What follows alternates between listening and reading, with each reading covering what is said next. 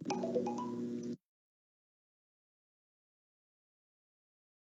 morning, everyone. I am Janina and I will be your host for this morning. Welcome to Unmasked, Insights and Conversations with Filipino entrepreneurs and nation builders. Unmasked is actually one of the flagship events of the FEU Tech Innovation and Entrepreneurship Directorate. To give you an overview about our office, let me just quickly share with you this presentation.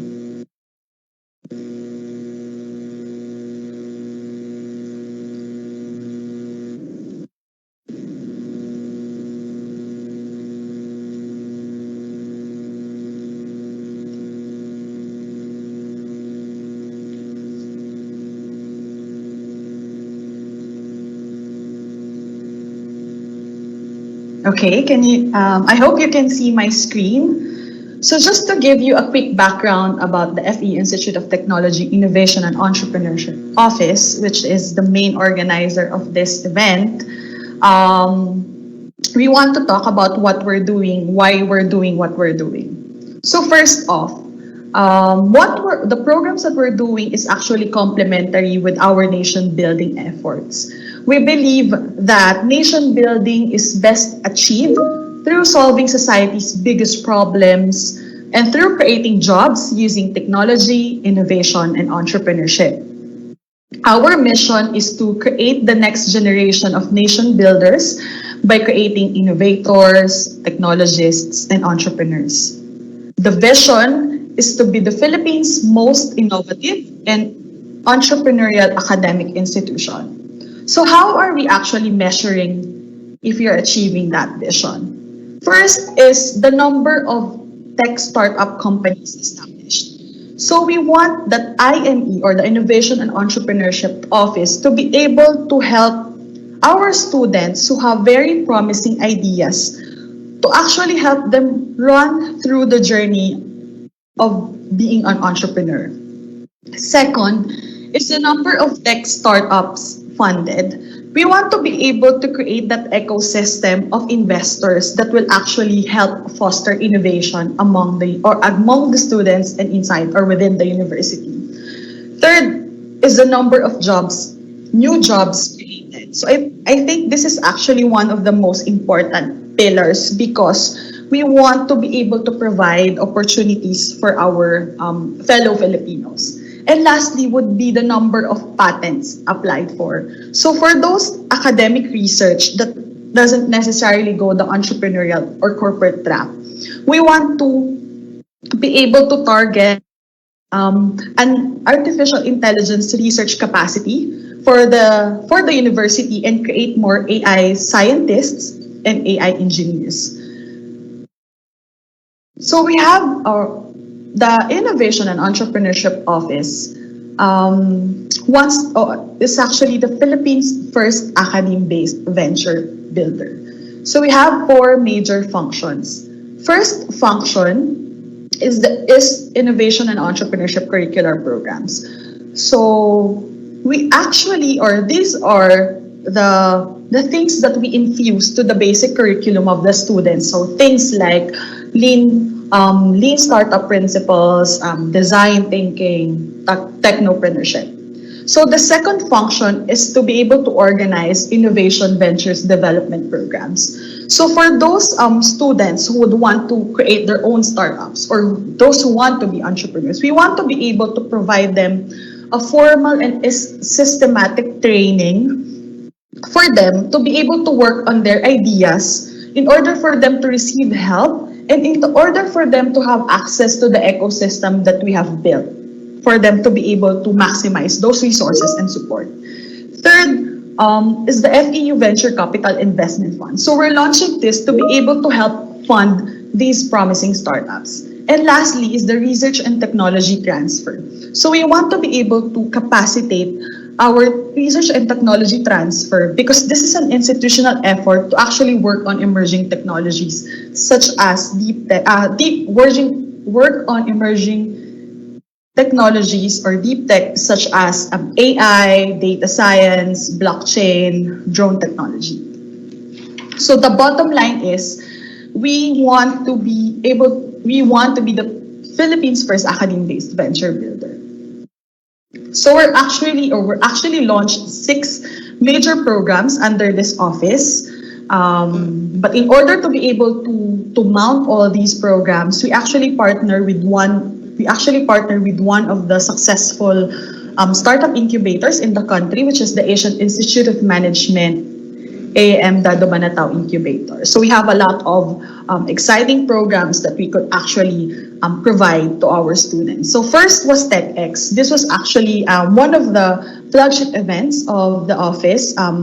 We always do this during the first Wednesday of the month. So we just had our recent session 2 weeks ago with Angela Chen, wherein we talked about data science. And now we're having one of the programs, which is Unmasked, wherein we want to unmask our inspiring entrepreneurs. We want to be able to talk about their journey in order to inspire more would-be entrepreneurs. So another major program that we're offering is the FEU Startup Academy. So this is actually a new OJT track that we're offering to students. This is traditionally interns or those who are about to take their OJT would opt to actually be or to do internship from major or big companies. So what we wanted to do is to be able to provide them a platform for those who have very promising ideas, in order for them to work on these ideas, in order to provide them support and access to the ecosystem that we have built. Because we want them to be able to actually receive support in creating these startups. So part of that also would be providing them an access or an opportunity to OJT in a startup company so that they can closely work with founders or with startups, so that in order for them to understand the culture and environment of these startups, and so that they can also validate if they really wanted to be entrepreneurs later on in the near future. So you want them to experience that kind of culture and environment. So these are the major programs of the Innovation and Entrepreneurship Directorate. I hope you got something from it and learn from it. If you have any questions, you can actually post it or type it in our Microsoft Teams chat box, or for those people who are watching through our Facebook Live, you can actually also ask questions through our chat box. So before I introduce our speakers, I would just like to remind everybody, or I would like to encourage everybody to actually ask questions. So we have a very interesting set of speakers this morning. We will know their stories and their journey. So let me now introduce to you our first speaker. He is actually a Filipino serial entrepreneur.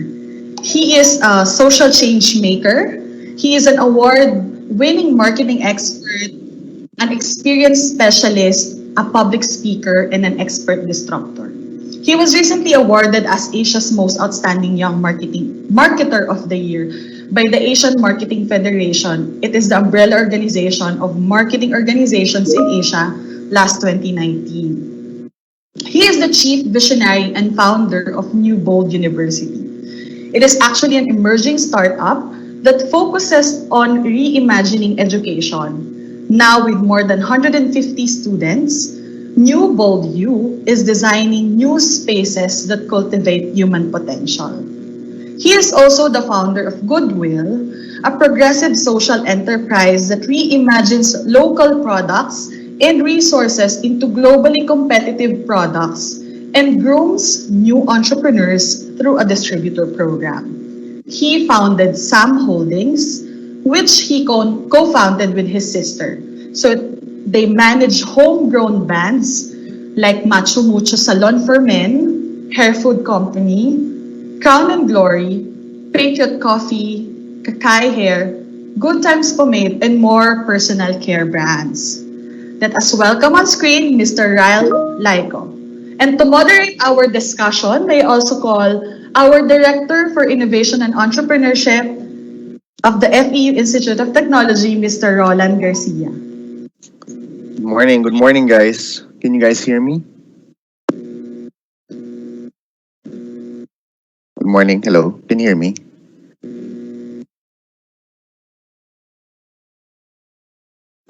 Yes, we can hear you. All right. So, hi, everyone. Good morning. I hope you guys are enjoying your breakfast if you haven't had it yet, and I hope everyone's excited for the session this morning. We have two guests. The first one will be talking with him today, Ralph. First fireside chat with him, and then later on with the CEO and founder of Angkas. So you'll be able. I know everyone here are users of Angkas, and it's been a great. It's been an honor for them to be speaking to us today, and I hope you guys can engage. So we'll start with Ralph. What we'll do is basically unmasked is fireside chat type where we're gonna be able to know the secrets and unmask the secrets of these successful entrepreneurs who are very young yet. They've been in the entrepreneurship scene for a few years now, and they're disruptors and innovators and people who actually created jobs. And this is one of the missions of the Innovation Entrepreneurship Office, where we want to inspire and create more entrepreneurs in the process. So perhaps we'll start with Ralph, and we want to ask Ralph a few questions, and we want to know his story, deep struggles and triumphs. Of course, his life as an entrepreneur. So yeah, Ralph, welcome. You're on mute, I think. Not yet.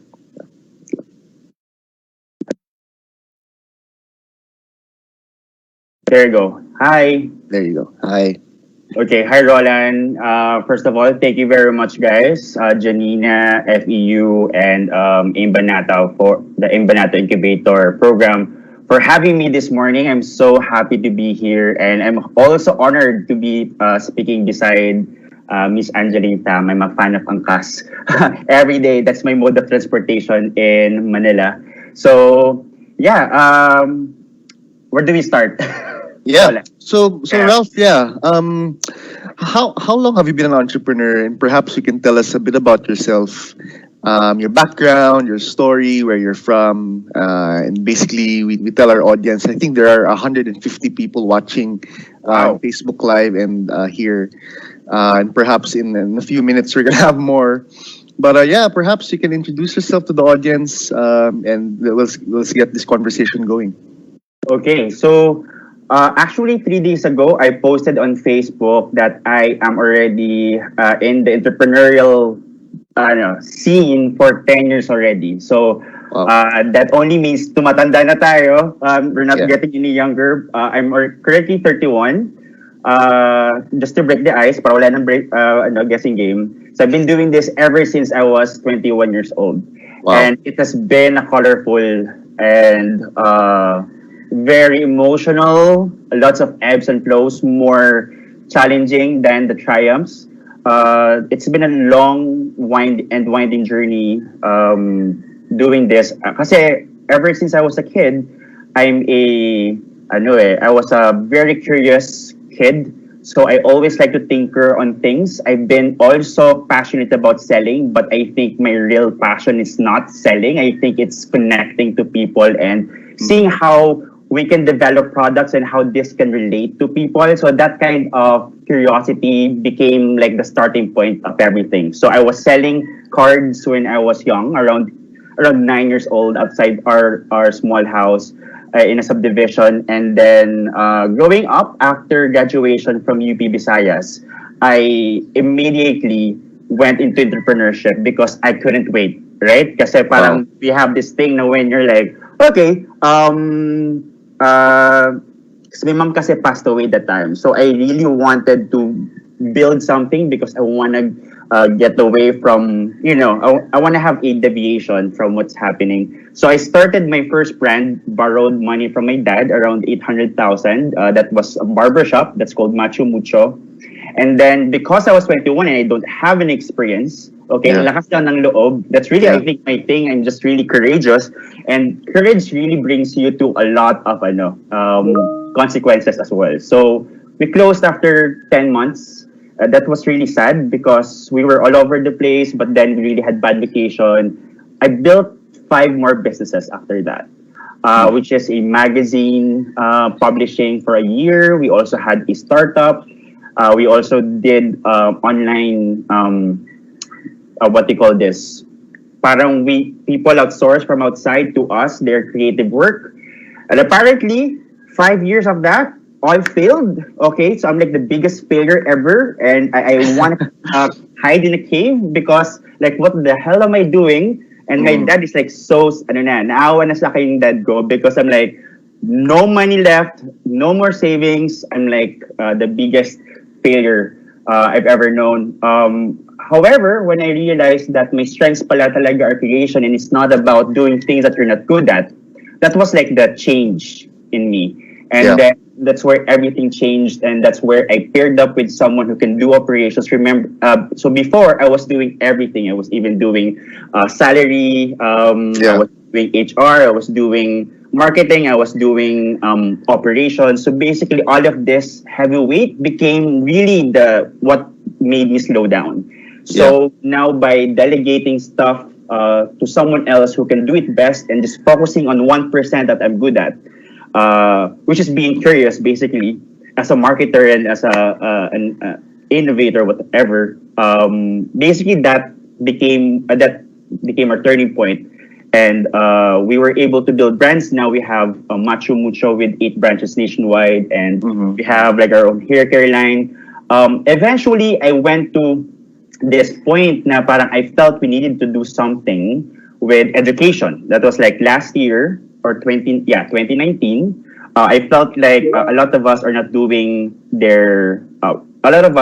our real passions in life because the educational landscape, the framework of educational system was really not built to help people thrive. It's really made to create more employees who are really compliant, and that's okay, I think. But I think it's not broken. I felt it was outdated.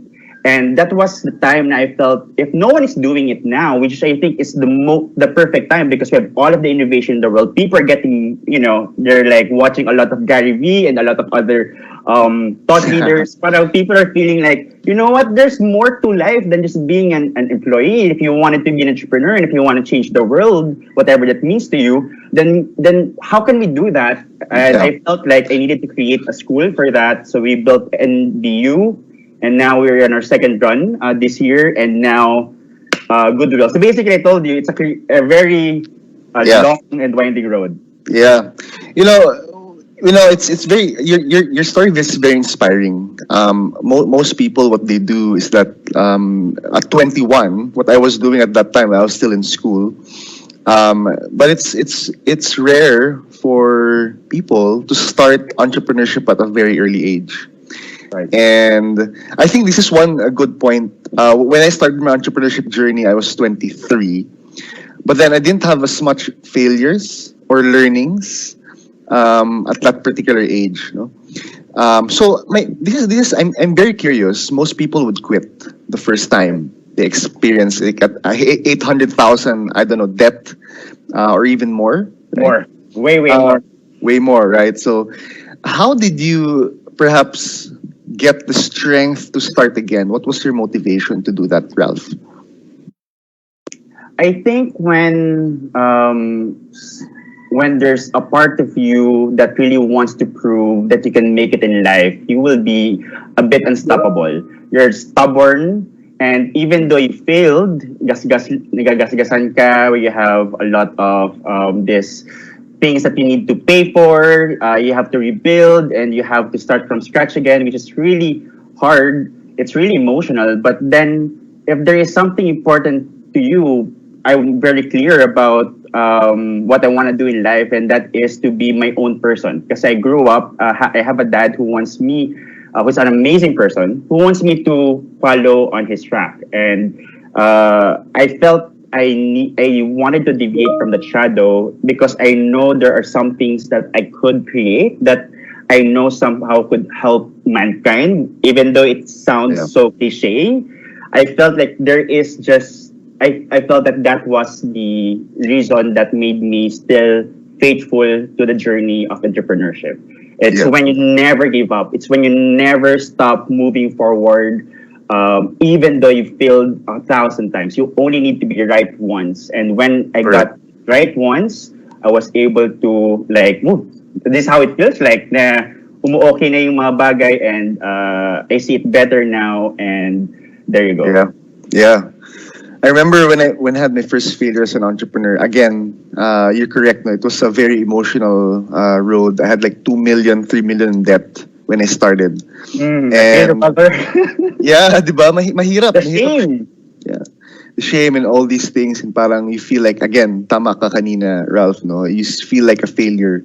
But again, tama din yung sinabi mo, no? I also felt that I had to prove myself to other people. But for me, there was a deeper sort of a meaning. I wanted to perhaps prove to myself, not just to other people, that I could be sort of like a successful entrepreneur. I'm not yet as successful as you now, Ralph, of course. No, we're not. But, I'm not yet there, man. yeah. But So, how many failures did you have before everything exploded? What was that sort of turning point, and how's your business doing now, and how many years has it been running? okay, so I think I had hundreds of failures, bro. Like there's official like the actual business itself, Yeah. but you also have a lot of projects, diba? A lot of plans that didn't eventually see the day of light. Yeah. So until now we're still failing. We still miss the mark, and I think that's what failure entrepreneurship is about. It's about mitigating failures and challenges. Like what Elon Musk said. O talagang name drop na ako sa idol ko. He said it's like entrepreneurship is really never easy. It's really about it's like staring at the abyss, Yeah. staring at the future, though you also get injured by the shattered glasses around you. So your last question is, I forgot that, Roland. Ano yung last question mo? Yeah. So failure to failure, and then when did everything go well? Everything went well, I think, when I started working with my sister. My Okay. sister was like was the reason she was the reason, she was the person who helped me fill in the gaps where I couldn't fill, which is I think basically 90% of the business. Until you realize kasi that you're designed for just one thing, you'll just go zero in on that one thing, because if you put your hands on things that you're not great at, then eventually, you've been there, you've been down that road. So right now, the current status of our business is, of course, it's challenging, and it's very, it's stretching. Kasi right now, because of this pandemic, we had to close down some stores, and we also earn only 30% of what we usually earn from the past. Yeah. We have to close down stores every now and then because of the pandemic, diba? Like lockdown again. So the first one to get impacted talaga are the barbershops. So, Yeah. however, we were able to build a new brand which is called Goodwill. So that became like I think that's really what entrepreneurship is about. That you adapt and adapt. We built a new brand that I felt was needed to be built only because I felt na during the pandemic, 3 months tayo na parang, oh my God, what are we gonna do? We're like, we're Yeah. just basically parang nabigla. And Yeah. I felt there's a lot of local producers now who are left out of the chain because they cannot provide now to cafes, to their clients. and but they have great products. Yeah. And I felt also that people need a new business. Sabi ko, what can I do with these inputs, with this current situation, that there are people who wanted business and also our local producers need help. What can we do? What value can we create? What innovation can we do that we can tie them all together so that we can somehow improve the lives and the welfare of these people? So, because we cannot, di ba, move forward with the current business that we have as fast as before. So right now, Yeah. this was creation time. It's creation phase. So I got excited. So what we did is we developed local producers products from cocoa sugar, from we had also um, garlic chili sauce, pare. Yeah. Even garlic chili sauce. We also have coffee, the drip bag coffee from Yeah. Apple. So all of these farmers, most of them I got to talk to. And I had the chance to have a discussion with them. Our first orders with them was around 80 pieces, 70 pieces. Right now, we order hundreds and more than 1,000 of it from them every 3 weeks, every month. And right now, on the other side, because this is a distribution model, I wanted to, so I cannot do e-commerce because it's hard. The logistics is chaotic right Yeah. now. So what we did is, okay, let's do drop shipping then. Let's just adapt Yeah. from this current fiasco. So ang daming gustong distributors to support us. It took some time, a month, I think, for us to really gain steam.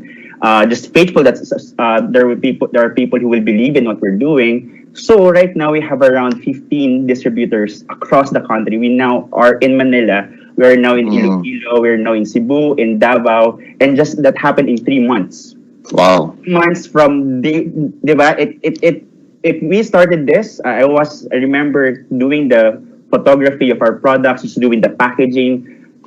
I never thought that we will eventually get to this point. Now we get to be in this, to create a brand out of this pandemic. But I think when you're pushed against the wall, you get to secrete some creative juice, and Yeah. that, especially if you care about what other, you have a higher purpose that makes you wake up in the morning and really find ways to use your creativity in service of the people that needs your talents.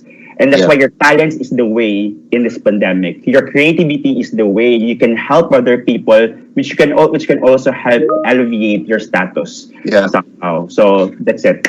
I like what you said about when you're pushed against the wall, you get to create or sort of think of better ideas, right? Right. And I think, I've seen this a lot. And I think this is where the Filipino ingenuity comes from. Crisis and scarcity is usually the mother of innovation. Exactly. Right. Exactly. I agree. Yeah, and I think this is one thing because I follow the innovation index and entrepreneurship index in Africa. The entrepreneurship index in Africa is higher than the Philippines, and I was wondering Ah. why, because their GDP is lower than us, right? And so I was just thinking, so I was researching why that happened, why the startup ecosystem in Johannesburg, perhaps, or even Nigeria, is higher than the startup ecosystem in terms of the index or number of founders than Manila. It was because they're forced to build, Wow. forced to innovate. And this is also true with Israel. Diba? Israel is the startup nation. So Right. Waze came from Israel, right? And all these other AI defense technologies. And I was wondering why. So I was reading a lot about it. And what I found out was that because of the Israel-Palestine conflict, they're forced to innovate. Right? Natural resources. Di ba may kaawayan sila yung Right. Palestine, di ba? And it's been going on for like a long, long time already.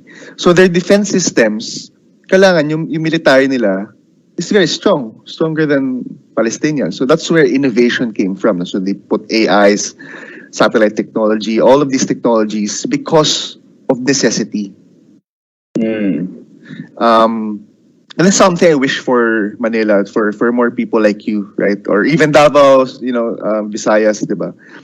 I agree. I agree so much. You know what? Wow, I'm enjoying my flow right now. Go lang. You're correct. Filipinos, we're naturally great communicators. And Yeah, sabi ko, this talent that is so innate with us is a powerful purveyor of what our current resources are. I think what we're lacking talaga, Roland, is you're correct. We need to have an ecosystem that enables entrepreneurs and innovators. yeah, It's a total mindset shift. yeah, Our current system is not encouraging that, which is not much as before. And I'm happy there are movements like this coming from FEU, from AIM, from Go Negosyo. We're doing our own somehow, like our own startup with that as well. Pero if we really come together and really do an overhaul somehow, yeah, believing and having faith in our creativity and the creativity of the Filipino youth, yeah, knowing that they will be the ones to solve this current problems we have, we will see yeah, a brighter future in 10 years. Remember, in Korea, they also had that time that they invested in their youth around 1970s and 80s. That's why they're seeing great results from the harvest that they from the planting of the seeds that they did during those decades. And I yeah, hope that during these times, we somehow we realize that the saviors of our country is yeah, really the Filipino youth. It's us. It's us who's thinking. It's us who have the heart for people. We already have the communication skills. It just needs now for us to be. We need now lang to change our mindset. yeah. You know, this is interesting. What you mentioned about Korea. You know what I noticed that when you're a first world country, like for example, Korea, Singapore, and all these countries, right? Number one, they're tech-based economies. No. Number two, they have a lot of entrepreneurs. Right. As in creators, entrepreneurs, innovators, madami yan. Okay? And number three, what I noticed is that the government, as you mentioned in South Korea, is very much involved. In fact, Right. in for example, Indonesia, right? In fact, the president of Indonesia Yeah. invited the Gojek founder. Yung Gojek is para siyang it's the version of Angkas in Indonesia. They started as that. But the founder of Gojek was invited to be part of the cabinet. Mm. Yeah. Right? So yung mga ganyan. So the government is very much involved even in investing. So in Singapore for example, they co-invest in the startups. Right. In the Philippines, it was just signed last year by the Philippine Innovation and Entrepreneurship Act. I think Janina would know this, but we need more government infrastructure because the lack of entrepreneurs and innovators is very systemic. No, so kailangan we need a lot of government support top down. And yeah, tama ka. AIM is here and all these other university incubators, AIM, QBO, Idea Space. No, but I think the government must meet us halfway more. Yeah. Because tama ka din, I do agree, Ralph, that the problems, I personally believe that 100% of the world problems will be solved by innovators and entrepreneurs. Exactly. Exactly. And last but not the least, I'll add to that lang, Roland, kasi parang gusto ko talagang i-share lang na Oh, go. in order for us to do that, we need to have a vision that that goes beyond the politics that we basically, because I felt the current ecosystem that we have right now, it's very defensive, right? So basically, we just respond to status quo. We cannot live with that kind of mindset because what happens is we don't foster anything. We just respond to things. Yeah. If we have a vision, like in 10 years from now, in 20 years from now, which I know we have, I think it just needs to be eloquently and truly committedly done. Because a lot of people will join in on that mission. We just need a vision where the Philippines will be on how we can use our unique talents as Filipinos and how we can use our creativity and how we plan to tap our resources to create a brighter future for all of us. Yeah. Actually, okay, Ralph, we have a few questions from the chat, and this is actually my personal question as well. So I wanted to ask, number one, no, at 21 years old, usually when you started entrepreneurship, your entrepreneurship journey, usually you won't have capital to Right. start, right? And not everyone would have perhaps a very supportive parent or even a capable parent, to be able to give capital to a child, no? Like Right. myself, I wasn't supported when I started my entrepreneurship journey. Actually, in fact, ayaw pa nga ng magulang ko na maging negosyante ako. Right. So, if this question came from the chat, no? So, how can we start our business with just minimal capital or funds? And what particular business do you think is fit for limited capital? Actually, I can answer this, but I'm very curious what your answer is, Ralph, no? Okay, so when we think about the limitation, our solution also gets limited. I don't want the person to look at, Tama. you know what, I don't have the budget. You will find the way if you are passionate about the way, if you are passionate about the creation or the design or the idea that you have. For example, to be honest with you, so right now with Goodwill, we don't have, banks started giving us options for loans so that we can fulfill our POs. Yeah. However, it takes 3 months now. Grabe ang tagal because for the processing because it's work at home arrangement for most of the staff of the banks. And sabi ko, this couldn't be because ang lapit na ng OND.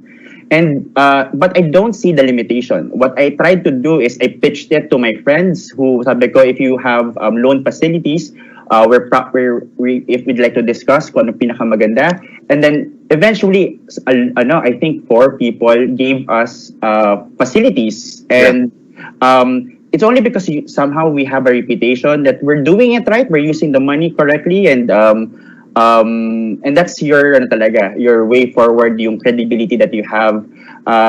That's what. So again, to answer your question, don't see limitations. You can always find a way if you want to solve that problem. And the next thing na sinabi mo is, what can we do to start a business? When we started Goodwill, to be honest with you, we only started with 60 units of each product. We only started with 3 SKUs. If you have a desire to create something, you always don't invest right away or don't think right away it's gonna be big. Yeah. You always learn by doing. Entrepreneurship is basically learning by doing. You cannot create something that you have an assumption of. That's why you need to start small. Entrepreneurship, if you have an idea, you start small, and from that small idea, you get to with that small few inventory, with small capacity that you have. Eventually, it gives you the proof of concept, and you will have more courage to say to other people to ask for their support, to ask for their money, whatever that is. Pero you just need to get started for you to move forward. Yeah, I like what you said, Ralph. Don't focus on limitations. Right. I think this is very, very much correct because you will not have all the resources in the world. No? So success is not about having the resources, but it's being resourceful. No, it's very different. And this is what one of my business mentors told me.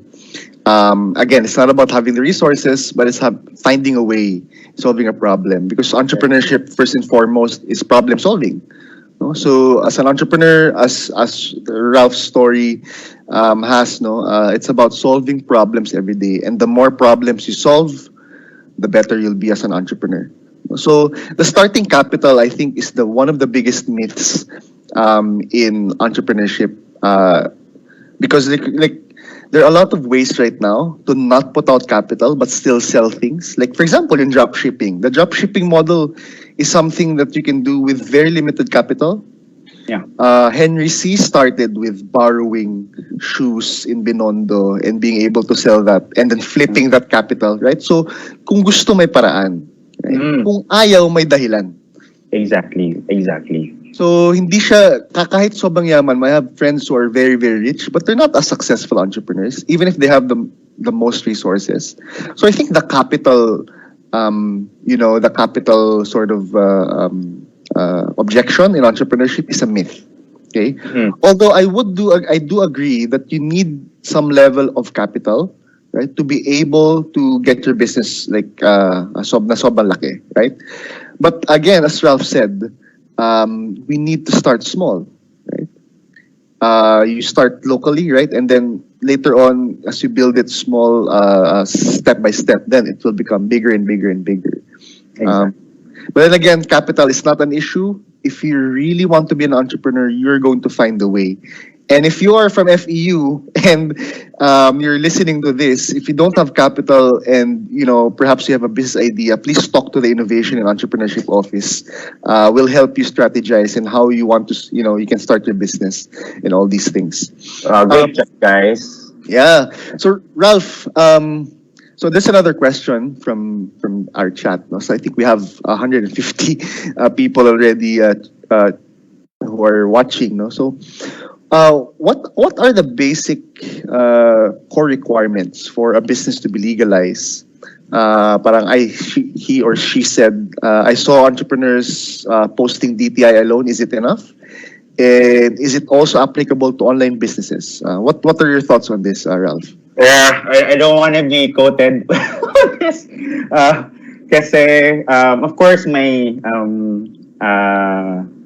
answer with that, for that, syempre, textbook, you have to apply for a DTI permit. You have to you have to register your business in your city. This times, off the record tayo, I hope no one's watching from DTI, even though we're closely related to Go Negosyo and everything.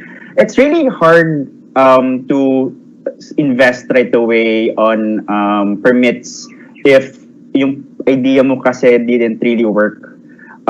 That's why entrepreneurs really have that reputation of doing it before getting permission, and if eventually someone gives you sanctions or tells you something that tells you to keep up with the requirements, then you do keep up with the requirements. I think it's the balance of both, because you don't want to invest so much on something that might not be proven. And Yeah. what I suggest is you hustle. Please don't quote me. No one quotes me here. Yeah. You hustle first and you try out and test out your product if it really has a space in the market. And then eventually apply legal, especially kapag you feel it's time. If you know it's time when when your vendor asks for it, or when the grocery or the people who gets your product asks for it, and you say, nah, oh my God, please do not quote me. I say that we do, and then we apply for it, and then after a week, yeah, we do. We have it's here, and but I definitely propagate and the idea that you need to have the right permits starting out, but only when you tested the product. Or Yeah. Actually, Ralph, it's okay for you to be quoted because I think this is the correct. Like it's hard kasi like in my case or in the case of the startups that I coach, they want to do SEC right away, DTI for it to be quote unquote legit, diba? I think in as a first tip, no, for entrepreneurs, if you have an idea, test it out first, no. You don't register something that you're just experimenting on. Right? Number one, you're wasting money. Right? SEC registration is very expensive. Right? You have a lot of permits, and you're gonna pay taxes, or at least be mandated to pay taxes or to report those taxes, even if you're not earning yet. Right? So what I would suggest, I'm in line with Ralph, no, and no, so you don't register it yet. So you test it out, make sure there's market, right? And if a vendor, if you're doing B2B, right? Kung distributor ka, if you're doing B2B and they ask for permits, then you can do your tama ka din, Ralph. I think Right. everyone, as an entrepreneur, lahat ng tao would agree with this, no? There's no point doing it as if it's just an idea stage, no? And to be honest, it's not a sign of legitimacy that you're in SEC or DTI. No, it's more of like a compliance thing. Right. A lot of people think, kasi, oh, I'm SEC registered, I'm already a company owner. That's incorrect, because you can be a company owner or entrepreneur even if you're not registered, because you're testing it out, right? Why would you why would you spend a lot of money, 100,000 for an SEC registration and all these things? So for me, and for Ralph, no, I'm echoing Ralph's answer. No, so test it out first, and then we'll see. No, you'll feel naman when you need to register it already. Okay, so another question for you, Ralph. No, anonymous. No? Puro anonymous yun. Anonymous, nakakatakot yan. Tatlong yun, anonymous, taga DTI. Teacher ko ikaw, pa. Ralph. Oh my God! Joke lang. Okay, so what is the best way to deal with friends, relatives who incessantly asks you for products and services free of charge from your business? Actually, this is a good question. It is a good question. It is a common scenario, especially everyone's a seller, everyone's an entrepreneur right now. It's a very so how do you handle that? That's so cute, by the way. If your kamag-anak or your friends ask for free stuff, that only too much. Ako, what I do is I give the first time around. But the second time around, I don't respond to their naka-scene zone lang yung mga comments nila or yung kanilang requests. Only because I think you need to be honest as well that you're not capacitated for now to give free products kasi you only have a limited fund. You're not Santa Claus, you are a hustler. And people will respect your boundaries if you put out a boundary. So if you tell them that this is your current situation, we cannot anymore further in a very kind way that you could, then people will respect that. People will respect people who put boundaries. If you're too kind, I think people will just go around you and that's not good. Yeah. Alam mo, this is a good question. No? So for example, I have a lot of friends who are entrepreneurs. I really support their business because I know how hard it is to start one. True. Right? As in, I even pay more sometimes. Yeah. Kaibigan ko yun eh. Totoo. Family ko yun eh, and I want them to succeed. Diba? I don't want to leech off someone's hard work. Diba? Exactly. And if you are the entrepreneur and someone's asking you for free stuff, I think okay lang yun, no? Yung kay Ralph na one time, diba? Ganyan. But again, tama. The second time around, yung boundaries, bro, kailangan talaga yun eh. Diba? So perhaps what I don't know, sa akin kasi minsan nag-joke lang ako. Wala, nalulugi na kami. Hindi pa-joke lang, pa-joke. Tapos I think they would get it na hindi dapat free, di ba? But yeah, for everyone, not just your relatives and friends, like for everyone, let's support. It's hard to start a business, di ba? And support them even if they're a micro enterprise. And they're excited. No? For a small business owner, every sale counts. Right? Every single sale. As in, tuwan-tuwa yan.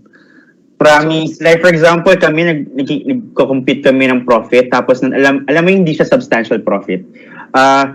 Natutuwa na kami. Alam mo yun? And especially pa siguro yung people who just started out. Like kahit 30 pesos lang yan or 40 pesos yung profit nila. I tell you guys, they're over the moon and like, oh my God, it's working. Finally, I get to sell stuff. Yeah. All this time I thought I'm not an entrepreneur. So guys, if you only know what's happening behind that courageous face, it's really a person who's just trying it out and they need all of the support in the world right now.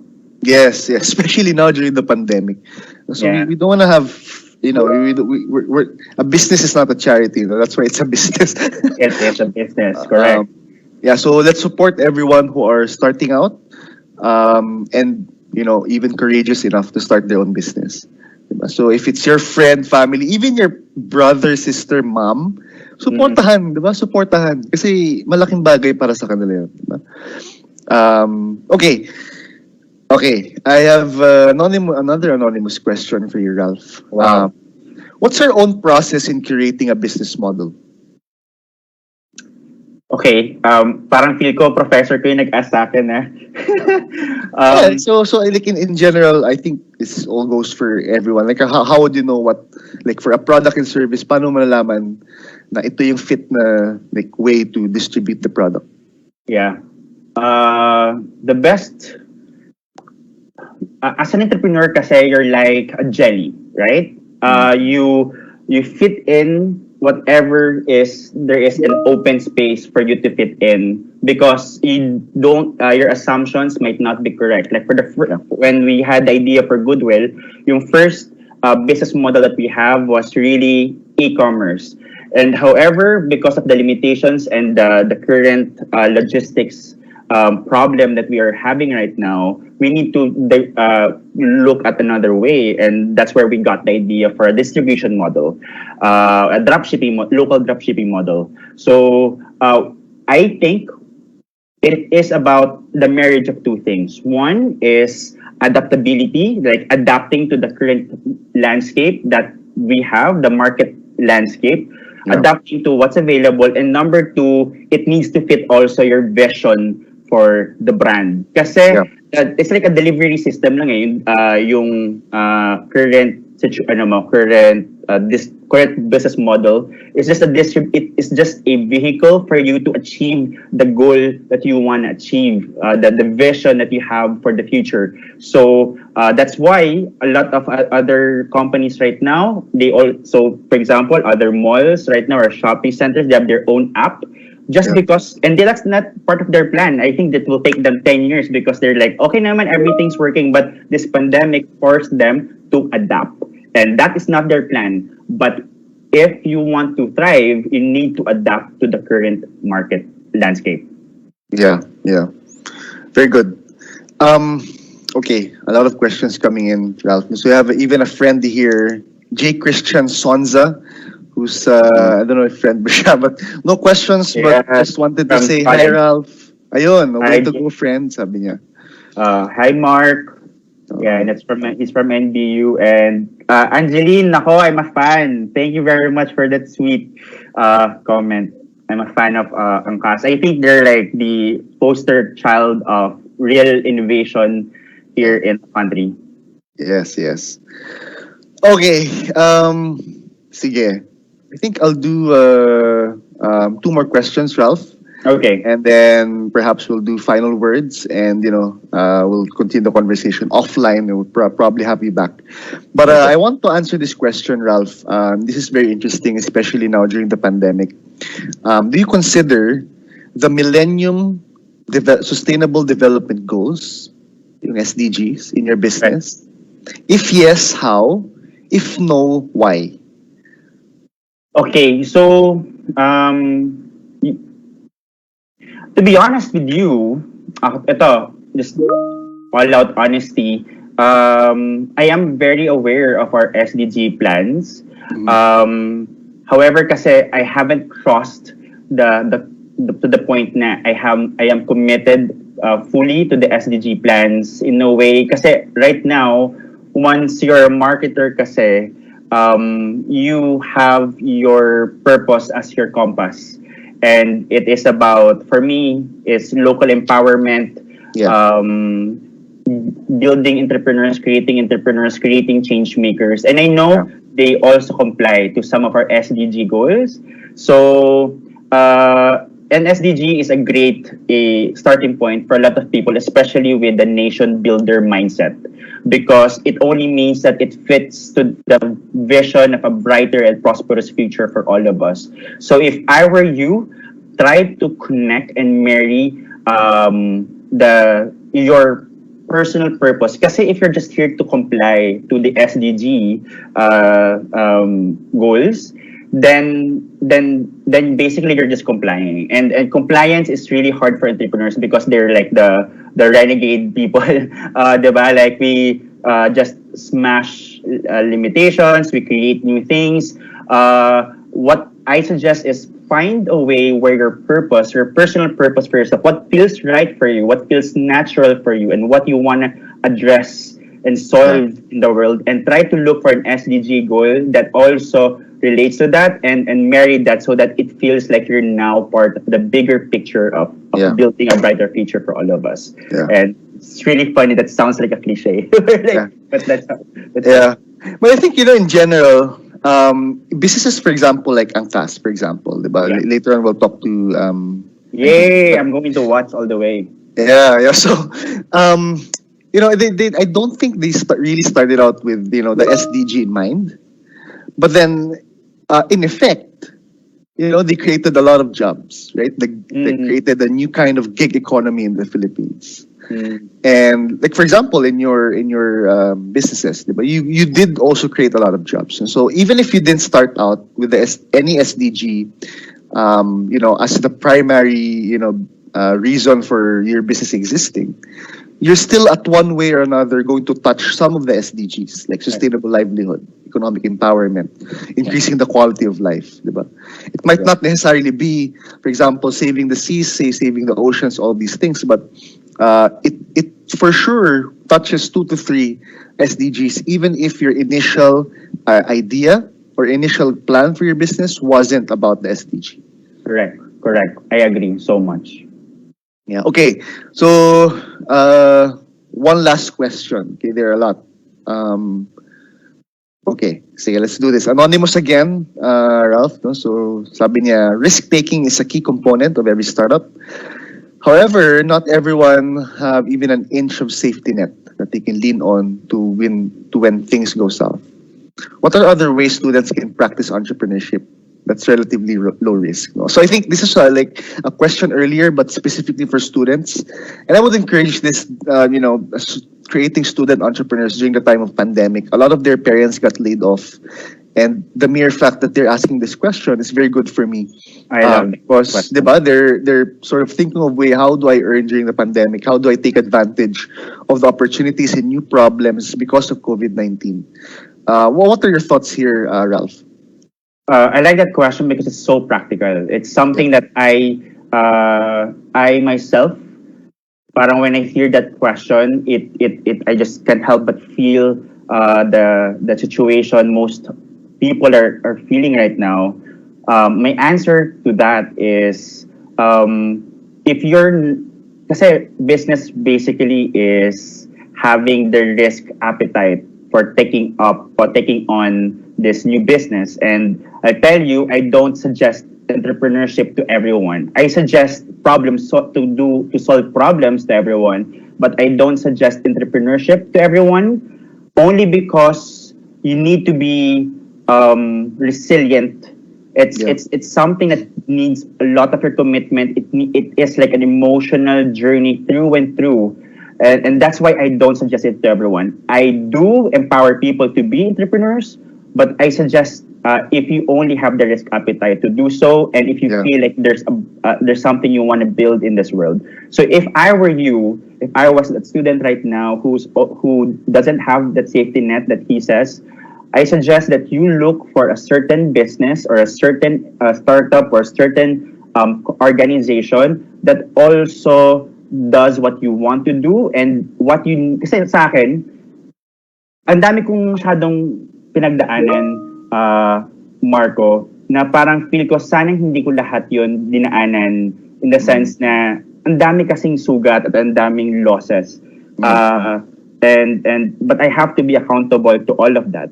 What I suggest is, sana, nung ginawa ko ng first 5 years after graduation, I should have learned from someone else, like a mentor. I should have been trained by a certain organization, which I should have been in advertising somehow, or maybe an innovative organization, just to hone my skills and to lessen my mistakes. So if I were you,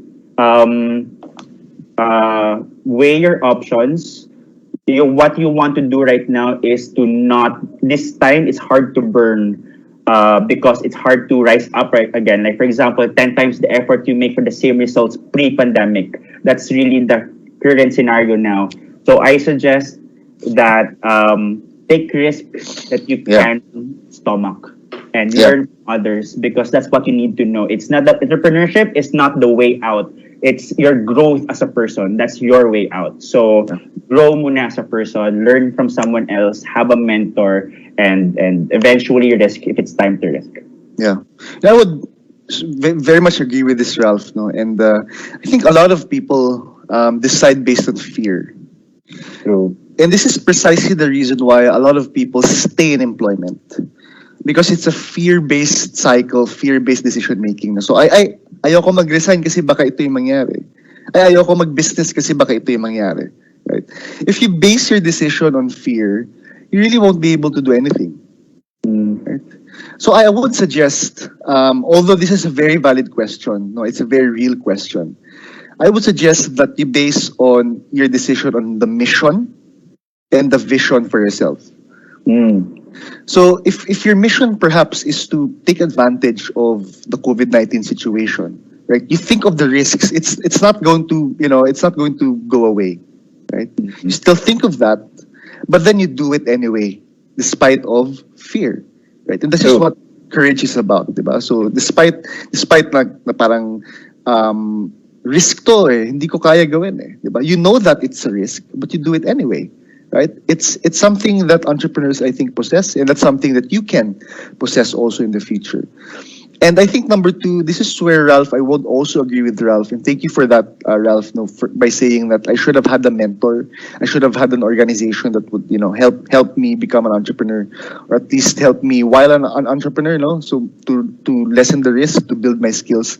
And this is what the innovation and entrepreneurship office is about. So we have the innovation center, but more than that, we're building the ecosystem of mentors like Ralph, like Angeline, to be able to help student entrepreneurs like you, to lessen the risk, to learn from their mistakes, because Ralph did it on his own, right? He had to learn it the hard way. He had to lose a lot, money, siguro shame also, and all these things, emotional roller coaster. So these people are here, and hopefully, Ralph, you can help us also be able to enable entrepreneurs in the innovation center, because we have a lot of people who are interested. Like, in fact, during later this month, we're launching the Startup Academy. And this is a new OJT program of FEU, that instead of working for a big company, that they start their own business. Right? I love that. So this is what we did. No? So instead of working for someone, no, so you be your own boss. Parang ganun yung track niya. Right? Right. It's And like go negosyo, pero like the millennial. I love it so much. yeah. So it's an official track and will be credited in their grades. No? So it's an official track. It's not an extracurricular activity. It's not a co-curricular activity. It is actually part of your curriculum. That if you choose the startup track, then we're gonna help you build your own business. You have mentors like Ralph, like Angeline, and all these people that we're building. We have a mentor list of 20. We have startup coaches in the ecosystem. It's very, very exciting. There are around 100 students who signed up for the Startup Academy as the pilot program. No, so if you're a student here, you're listening, or if you're from FEU,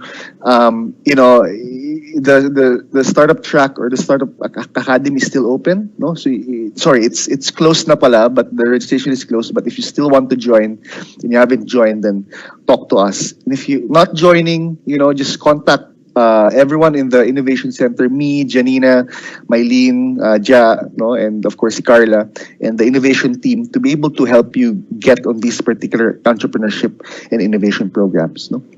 So yeah, Ralph, thank you very much, and Thank it's you. been an awesome conversation. Thank you very much for sharing your ups and downs with us. I know sometimes it's not easy to share these things. Yeah. And I even minsan naiiyak pa ako pag ako mismo yung nag-share.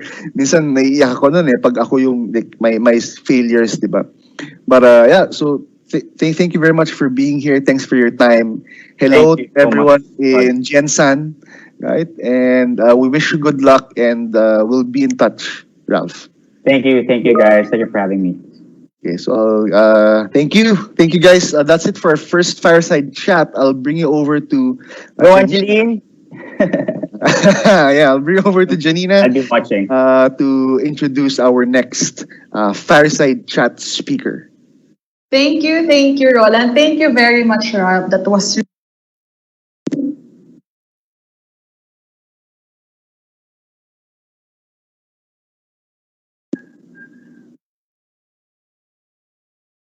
Janina, you're on mute. I think you should unmute. Yeah.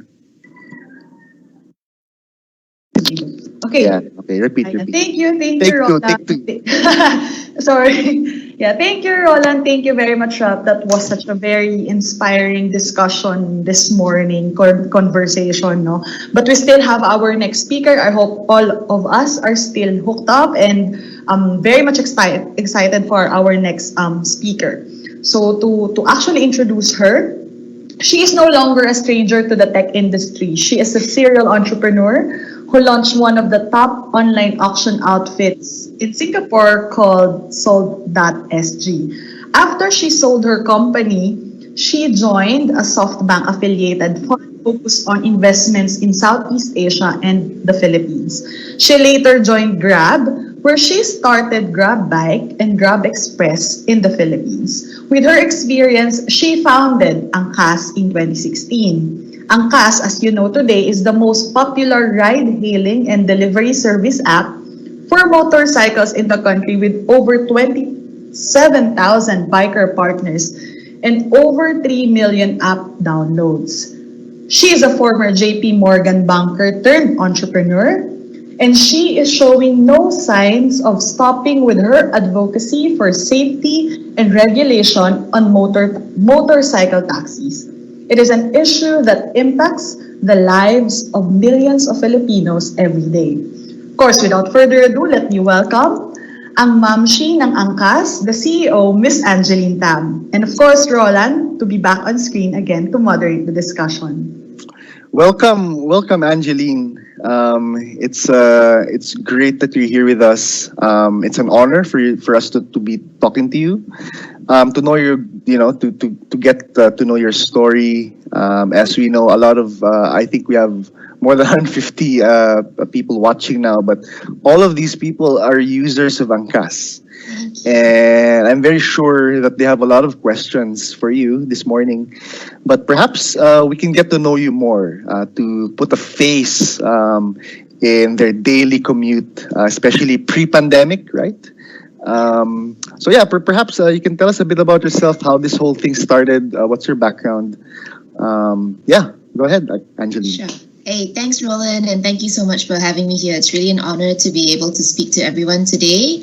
And Ralph, wow, I want to find out more about the school that you've set up, and let's connect on that front. That's what you shared was really amazing just now.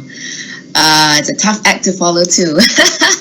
So I'm Singaporean. I actually started my entrepreneurship journey halfway through. So I graduated and I started out in banking. So I was in JP Morgan for about 5 years, and then I had a friend, two friends, who wanted to start another business, and it looked interesting, so he took the leap. Yeah. Right, and that's how I started on entrepreneurship. So I never thought that I would become an entrepreneur, right?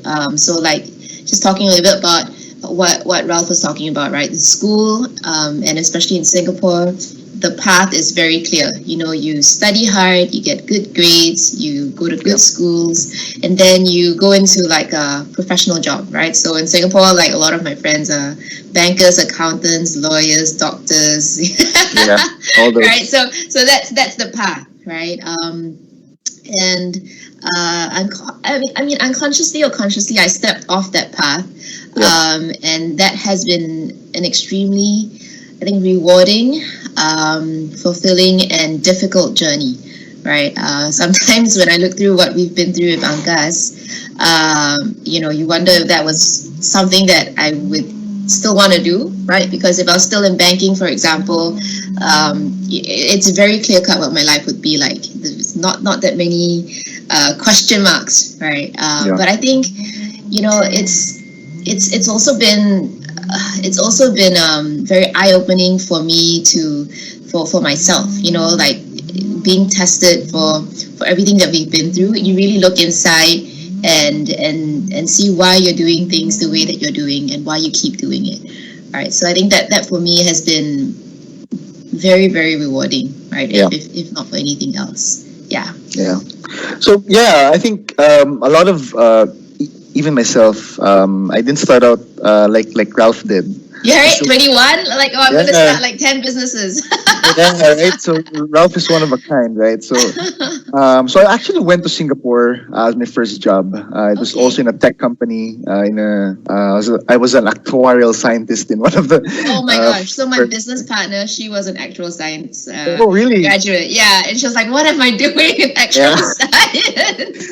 yeah. And then so when I went back here in Manila, we did some projects with the ADB. Mhm. With the Asian Development Bank, Yep. and then I started my entrepreneurship journey. So what was this first business that you had, Angeline, that made you take the leap of faith to entrepreneurship from JP Morgan, which is a renowned bank in the world? So I was in JP Morgan and my partner was from Goldman Sachs, right? So we Oh. were giving up extremely good jobs to jump into this. Yeah. Yeah, I honestly think that one of it was just the challenge of something unknown, right?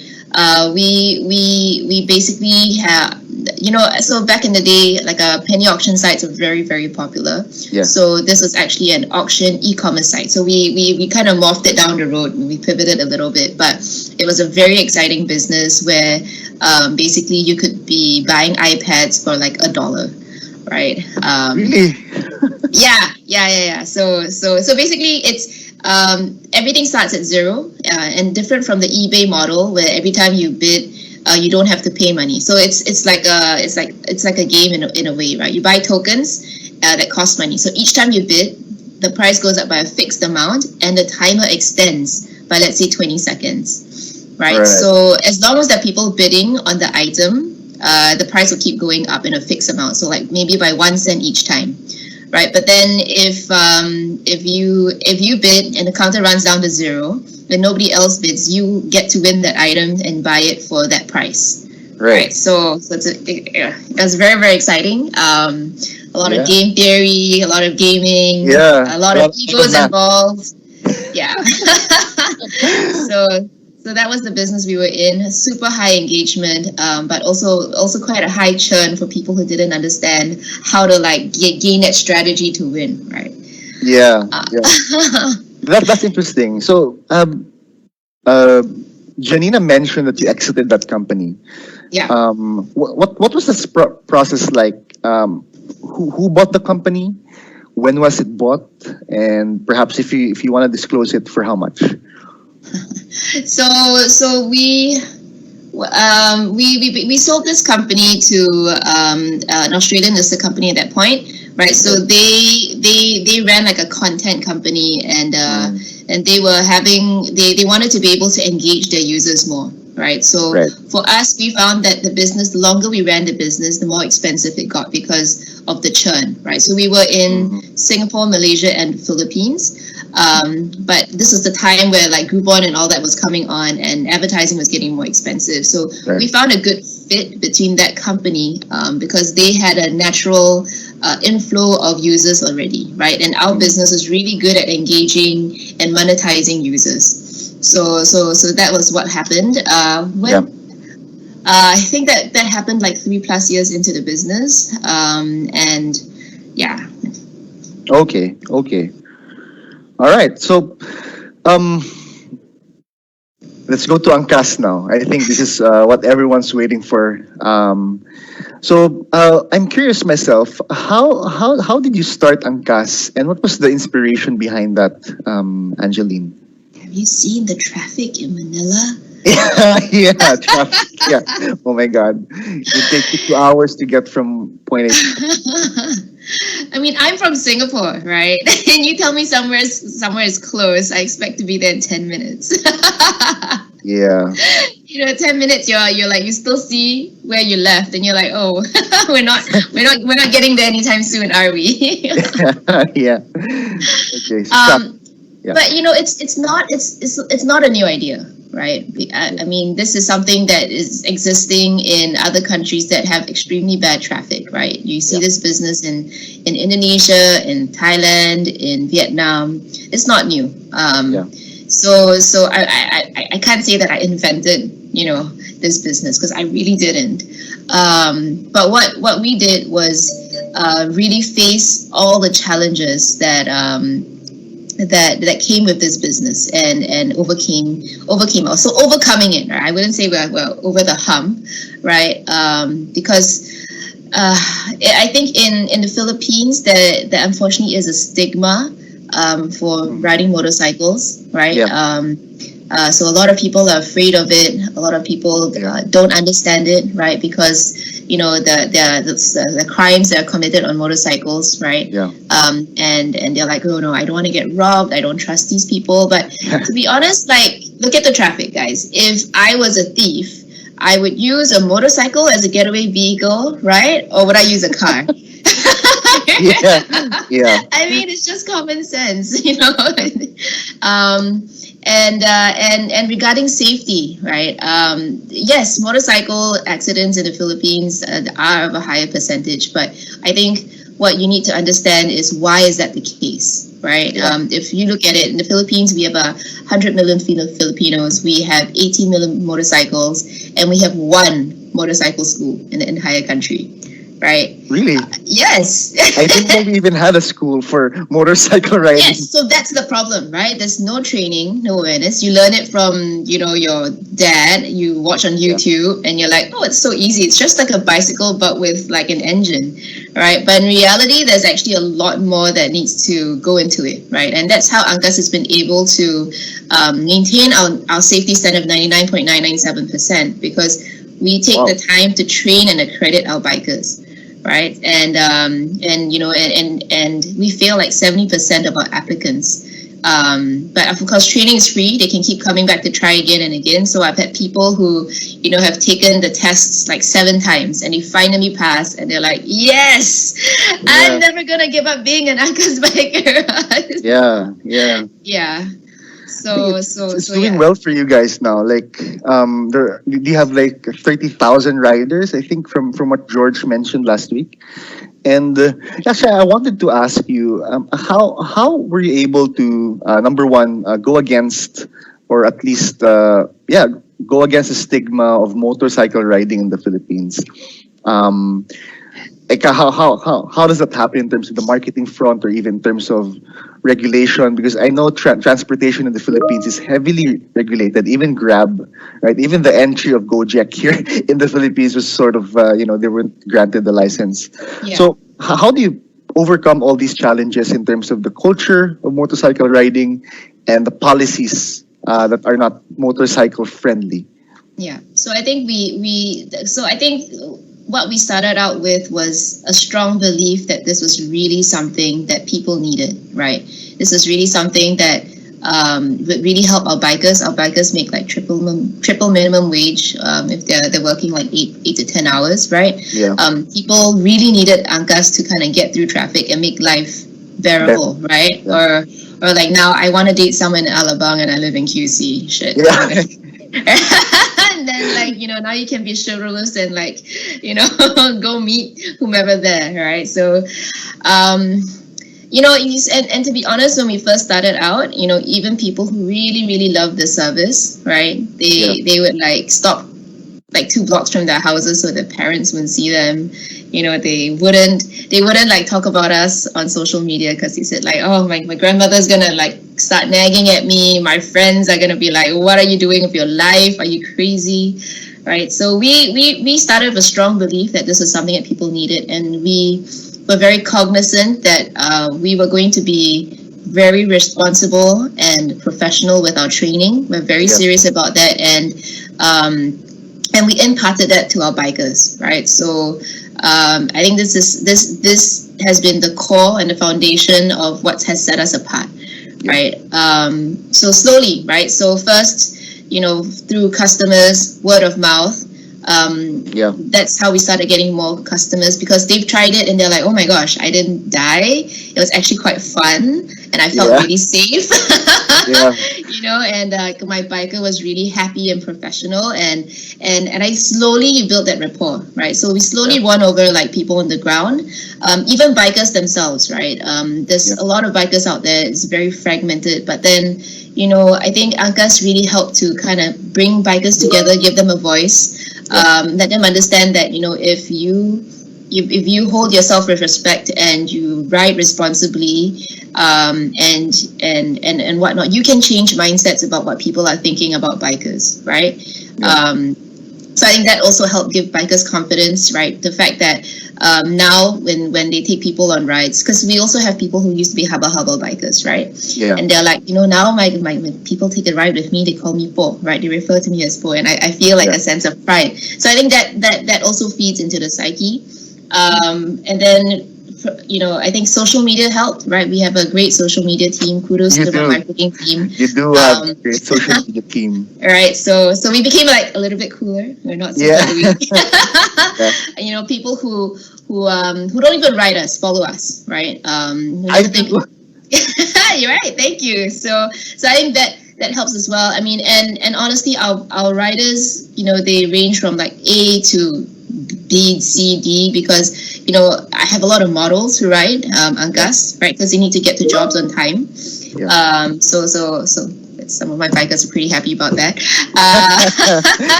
I have some good-looking bikers too, so it works both ways.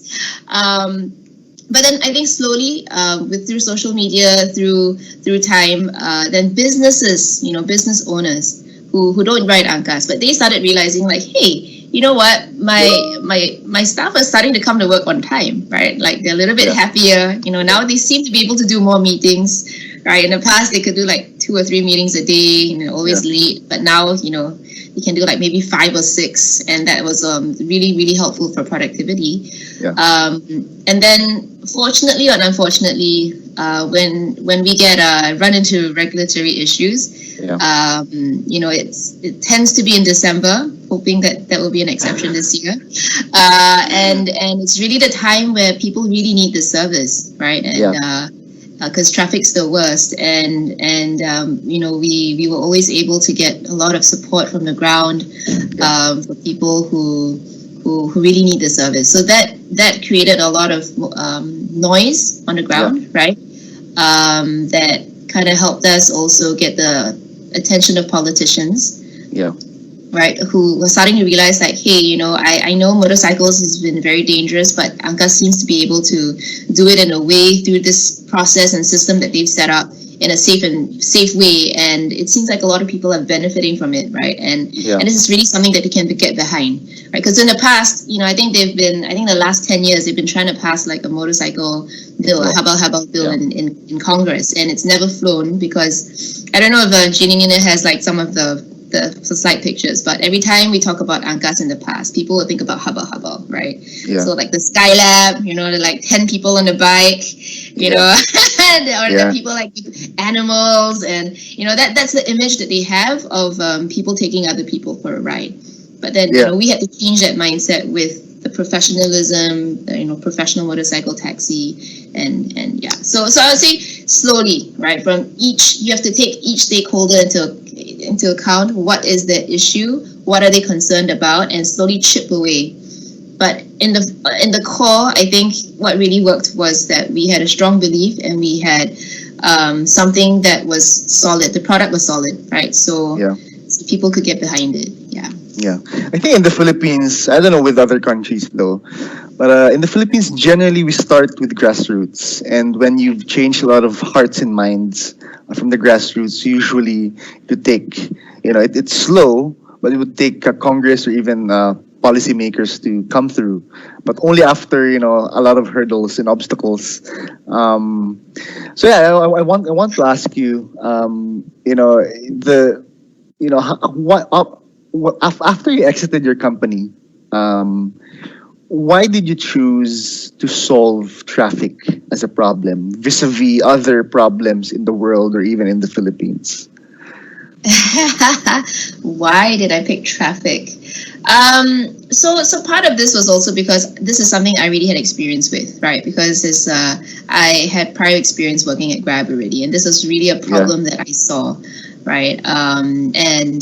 And it's also something that I don't understand. It's the being a foreigner in a country, I realized the acceptance of being resigned to traffic, and and the time that people waste in traffic is such a waste.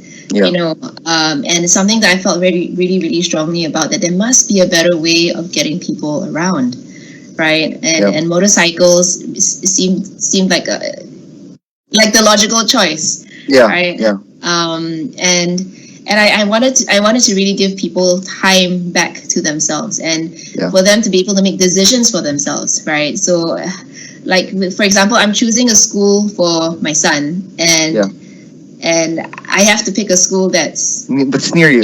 Within this radius, right? Because it's just not feasible to send him to a school like 5 kilometers away, because that would take up half his day. Right? And that's not realistic.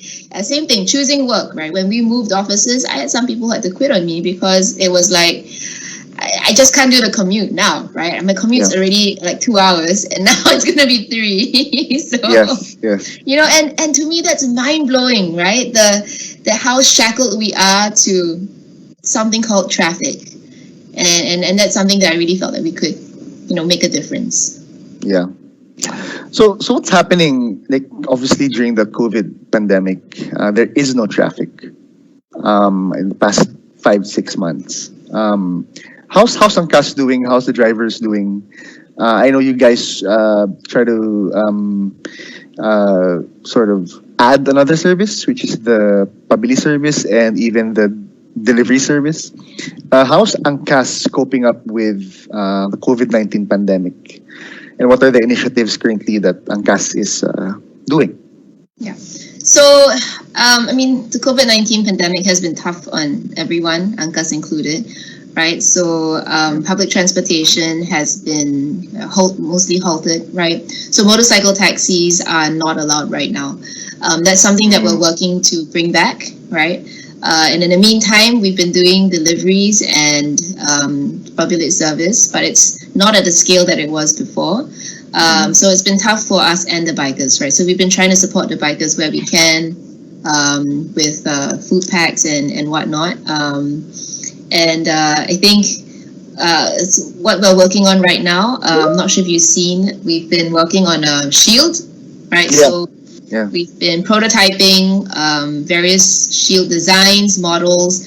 So the team's worked very hard on that. So we've come up with kind of like a backpack that you can wear as a shield. It's a physical barrier and aerodynamic, and so that can help to increase the barriers of transmission for COVID, right? And I think that's something that we're very proud of. IATF has given approval for it.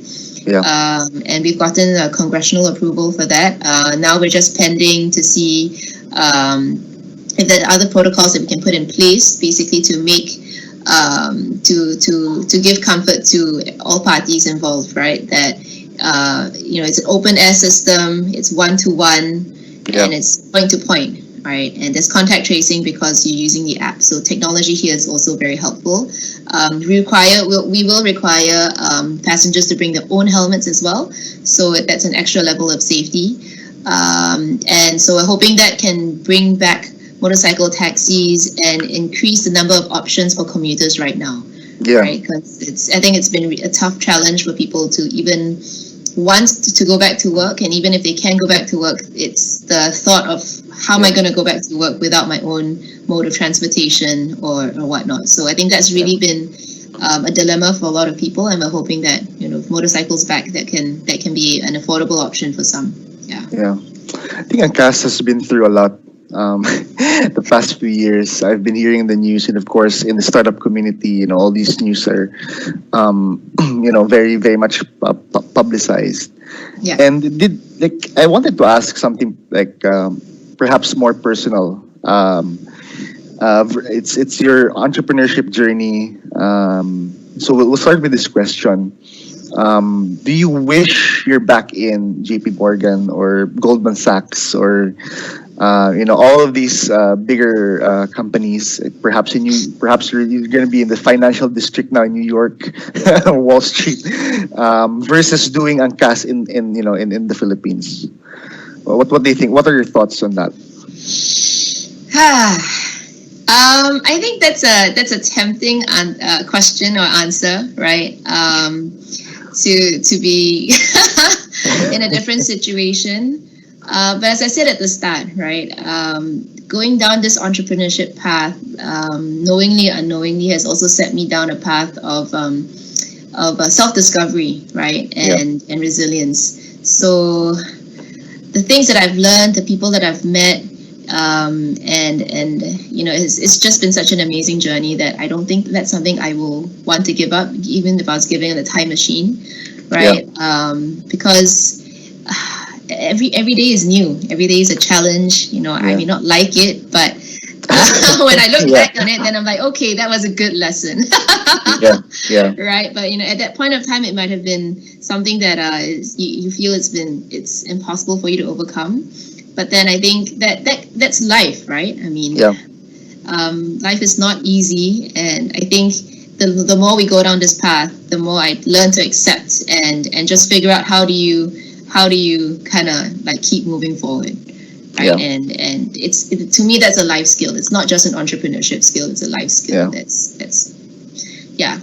should be taught in school, honestly. So just why I'm saying, Ralph, good job. Let's see what we can do about that, right? I think education is key to helping a lot of people down a different path.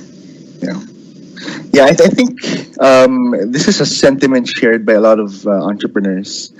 So I was in the tech industry already, and you know, I think by this time, if I went through that path and did not become an entrepreneur, perhaps I'll be somewhere in the world doing actuarial work or something like that.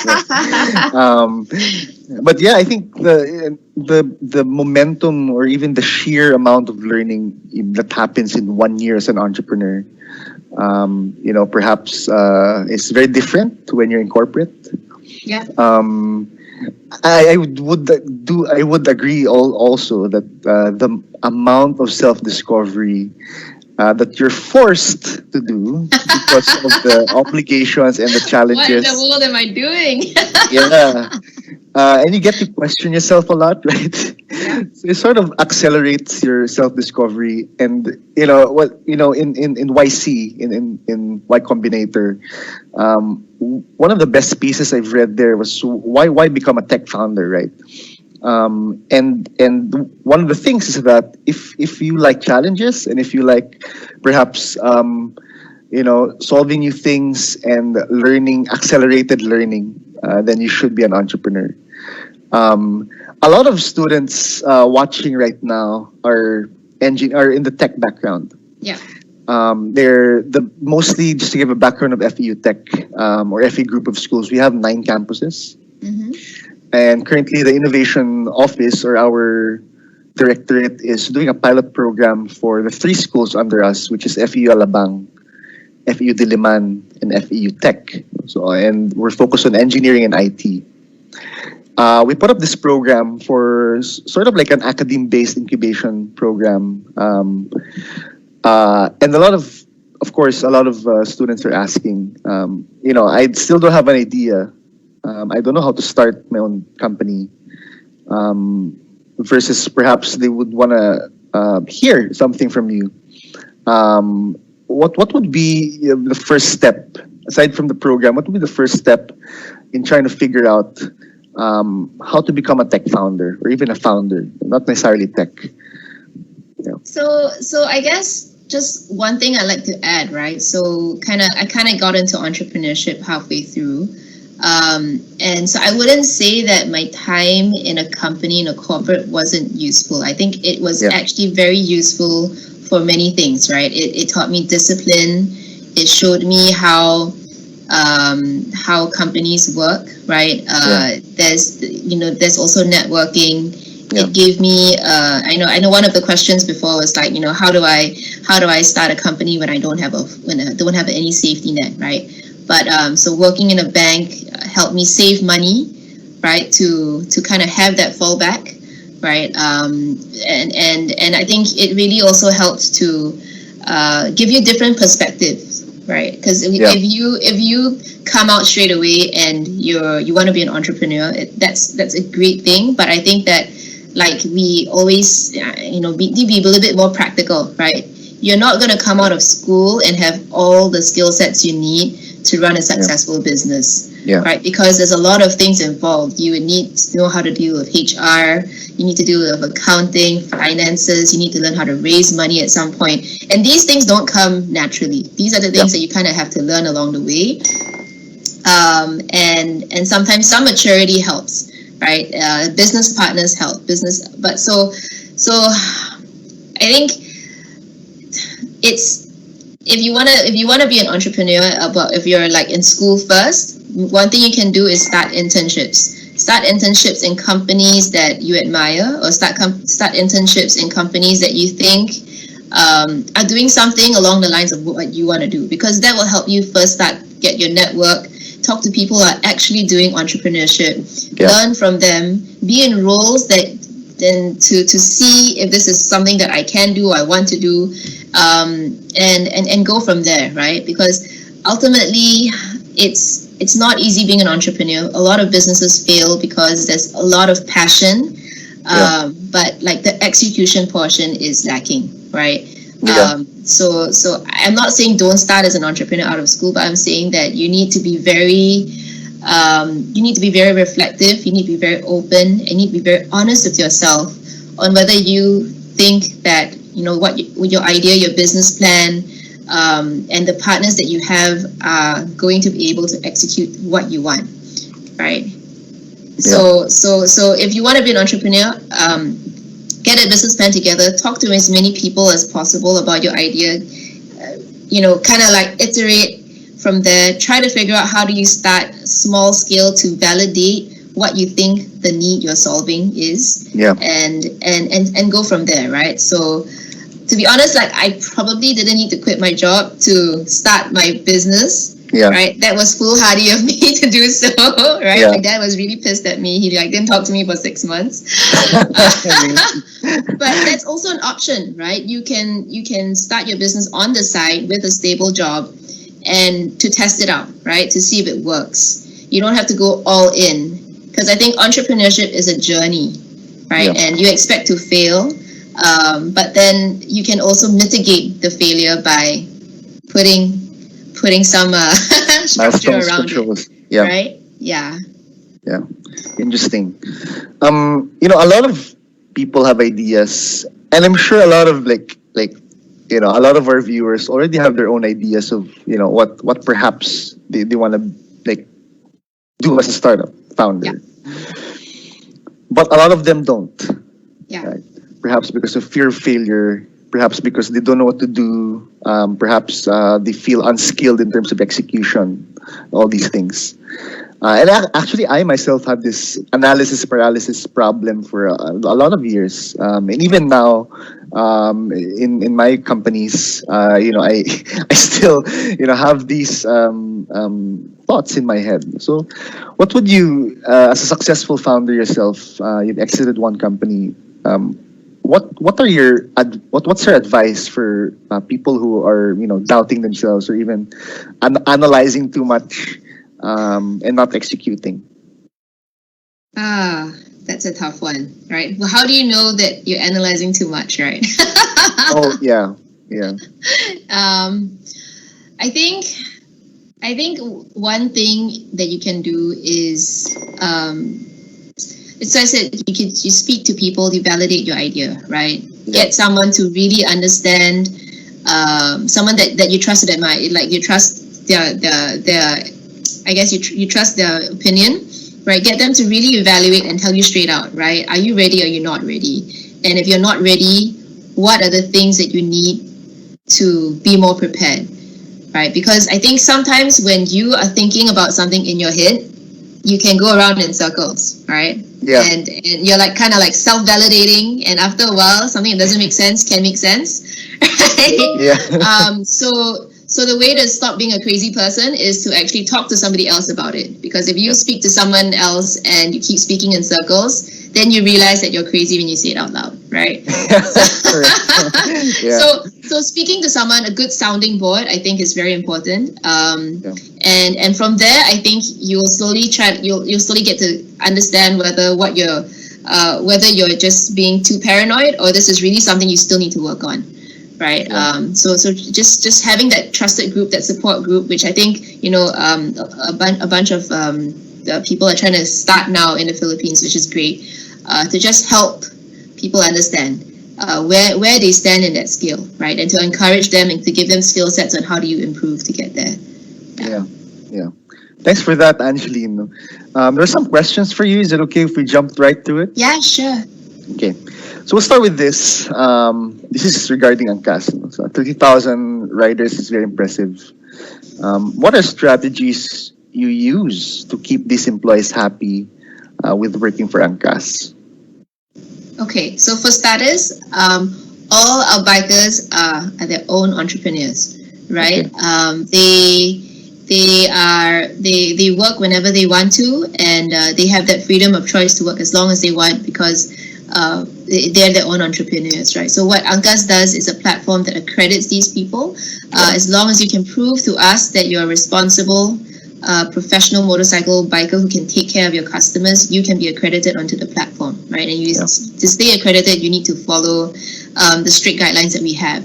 And if you can do that, then we empower you to be your own entrepreneur, to own time, own target, right? I think what has been so successful with our bikers is that, as I said, it's not easy to become an Angkas biker. We fail 70% of our applicants. And there's really that sense of pride once you become an Angkas biker. So we have like an Angkas Bakada that we engage with very often to kind of like give them that sense of purpose, right? Because I think other than the fact that they can make a good income, I think there's also a very good sense of fulfillment from the customers who are very happy to have gotten to the destination on time and safely. So I think that's something that we're very proud of for our bikers. Yeah.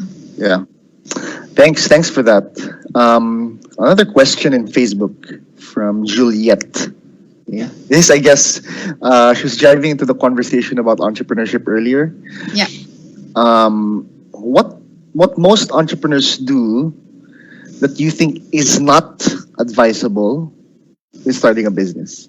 Not advisable. Yeah. So, what are the common mistakes of entrepreneurs? Or perhaps to make it more personal, what is something of a mistake that you did aside from you thinking that you could have, started your own company while working for JP Morgan? Aside from that, what are other things? I think one of the things is that don't be too in love with your own idea, right? I think that's something that I've done before, and it's something I see people do, right? So entrepreneurship is about testing an idea, right?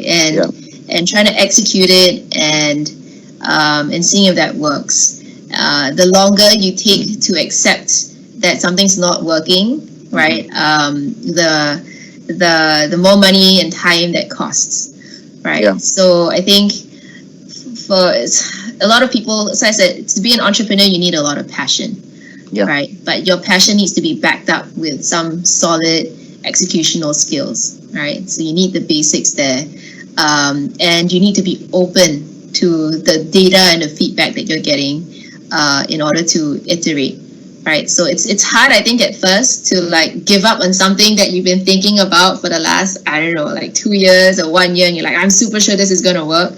But if reality is telling you it's not working, accept it and like figure out how to do it better, right? So I think that's a mindset that you don't get that in school, right? In school is like if your answer is wrong, it's wrong. You don't get your grade. But in entrepreneurship, if it's wrong, okay. So what went wrong? How can I do it better? And that's the kind of mindset that like will take you through. Yeah, I like what you said, Angeline, about testing ideas and not being in love with your ideas. And I've seen this with a lot of tech founders, including myself. So this is a mistake I've done like a lot of times. I think even now. So I think it's constant checking up on yourself, right? If it's an ego-based decision, because a lot of entrepreneurs are egoistic, and I failed in a lot of businesses before because of my ego, right? So constant trial and error I think I'm just gonna plug this because we have our program called the Startup Academy, and I think this is the best sort of playground for aspiring student founders or even professors, right? We have professors here who are also in tech, right? AI, and they have their own product that they research in all these deep tech startups, right? The program of the Innovation and Entrepreneurship Office is designed for you to be able to test your ideas without failing miserably, as I did, and perhaps the way Ralph did earlier, because it's hard, right, without support. And the goal is to be able to create this ecosystem to fail well, right? Yeah. To fail fast and fail often. That's Yes. what Mark Zuckerberg said. Fail fast and fail often. And I think that's the only way to be able to become successful. Without constantly failing and testing your ideas every day, right? So let me give you an example, right? Go So, in business, and people don't go in expecting to fail. But Yeah. let me ask you this, right? In relationships, your boyfriend and girlfriend, do you expect your first boyfriend and girlfriend to be like the one? No. Right? You don't, right? It's the same thing. It's the exact same thing. So your first love is always going to be the most painful, right? When you break up, I think that's like, I'm never going to find anyone again, or like this pain will never go away. Yeah. But then it does with time. But then also with each relationship, you learn what you like, what you didn't like, Yeah. and and you reflect and you're like, oh man, okay, I think maybe I was too like self-centered. The next time I'm going to be, a little bit, I don't know, sweeter or whatever, and more like responsive. I don't know, right? But then that's Give more where you learn. flowers. Give more flowers. Right? It's the same thing. It's the same Yeah. process, but it's just that society doesn't tell you that, right? But if you apply that same mentality to your business, then there's, in fact, you expect it to fail more in business than in your relationships. But that's the same mindset, right? That I hope more people can take up on. Thanks for that. Yeah. We have a couple of comments from Facebook. Val said, "I love this that there are their own entrepreneurs." He was, I think, referring to your answers about 30,000 riders earlier. Yeah. Anonymous, I just want to commend your creatives and marketing team. They all did a great job, especially in social media engagements. And I Thank think you. this is a national, we've noticed this. I think for all of the current tech startups, B2C enterprise model, and even platform startups, I think Angkas has the best messaging, has the best PR. Compared to other platform startups. And this is something I really do see in terms of engagement and all those things. Thank you. Thank you for your continued support. Yes. Perhaps we'll enter into two more questions. Yeah. And then perhaps we can do final words, right? I have a question myself, right? But this question comes from Anonymous, right? So it's from within the MS team. So what is the most challenging thing about starting a business in a different country? And what advice can you give to overcome this challenge? I think so. Not knowing what the landscape is probably challenging, but then this is where I would say finding good local partners will come into play, and that's been extremely useful for me, right? And I come in with an open mind, knowing that I don't know what the local landscape is like. I have my observations, but I don't claim to be an expert. And I think being able to find people whom I trust on their opinion to rely on as experts in certain fields has been I think very key to also Angkas' success, right? And so I think finding a trusted people to work with, trusting their opinion, being cognizant that I may not know the best, but then also coming in with from a different perspective, right? So I think that's something that's helped a lot. So for example, like it's unacceptable for people to expect to be half an hour to an hour late for all meetings. All right, Yeah. like that's unacceptable. We need to change this mindset. So I think coming from a different perspective of how things can actually be better has also helped, because that raises the bar for you, not just yourself, but the people you work with and the people that you impact out there. Yeah. Yeah. Yeah. Awesome. So another question. This is from me personally. Sure. Where do you see Angkas perhaps in 5 years, and what is the ultimate vision apart from solving traffic in the Philippines, and perhaps having I know George is sort of like an advocate, right? So I'm not sure if he's the one handling all of the government relations, but yeah. So where do we see Angkas going in the next five years? Wow. So we're fighting very hard to get regulation in place, right? We believe that that's the way that that's really the way forward. So I think in 5 years, it's something definitely that I hope that we will have achieved already. I want to be able to help bring Angkas throughout the Philippines, because I think this service of professional service of getting from one place to another is definitely needed. If you go outside Manila or Cebu, like motorcycles is really the only way people used to get around, right? Yes. So I'm hoping to do that. It can be in a form of motorcycle taxis, but also any other form of help that people need, and we can help to fulfill with the platform. That's something that I hope we can do as well. And lastly, I want to improve education, right?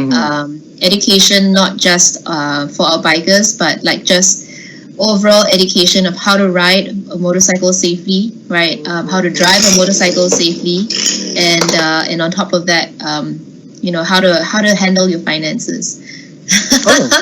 All right. So I think that's some of the goals that we're hoping here. I mean, our bikers make quite a good amount of money, but I want to help educate them and how to kind of like manage them better, right? And I think I see that not just as a Angkas biker issue. It's also it's an issue throughout. I don't know if you see it, but like I do. Yeah. So working with Go to Go Show has been very fulfilling to kind of like help reach out to entrepreneurs as well. But I think what people are trying to teach in terms of finances and managing that's something that I think can be done on a bigger scale, right? And it will help the country tremendously on that front. Awesome. I think Angkas can have its own motorcycle school, not necessarily for Angkas riders. Yes. Well, we're actually looking at that. We're working with a school in the US called Total Control. So they actually train entire cities for motorcycle for motorcycle riding. So we're trying to see how we can bring that to the Philippines in a low cost and affordable manner, right, for the masses. So hopefully that's something we can do. Yeah, I'll be. I'm very interested in trying out to ride a motorcycle in the Philippines. Right? Yeah. Because I haven't yet. I haven't tried it, and perhaps because after talking to you, all these the vision and the safety and all these initiatives of Angkas, I think is making me feel. Like I want to even enroll in your school, right? You can be our first student. That would be awesome. Yeah. So I think thanks for your time, Angeline. It's an honor to have you on board. Thanks, Ralph. So is there anything else you want to say to our students, to our professors, and even our Facebook people who are watching over Facebook Live? Well, it's a tough time for everyone, but I think if we all are socially responsible and stay strong, we will get through this as a community. So support whomever you can, and make sure to take care of yourself as well. And for the entrepreneurship journey, just keep trying. Every day is one step forward. When you have a setback, just keep going. Right? Yeah. That's Thank you very much, Angeline. Thanks for gracing us with your presence. Thanks for the Oh, thank insightful you for the conversation. invite. It's been a pleasure, and I've learned a lot as well. All right.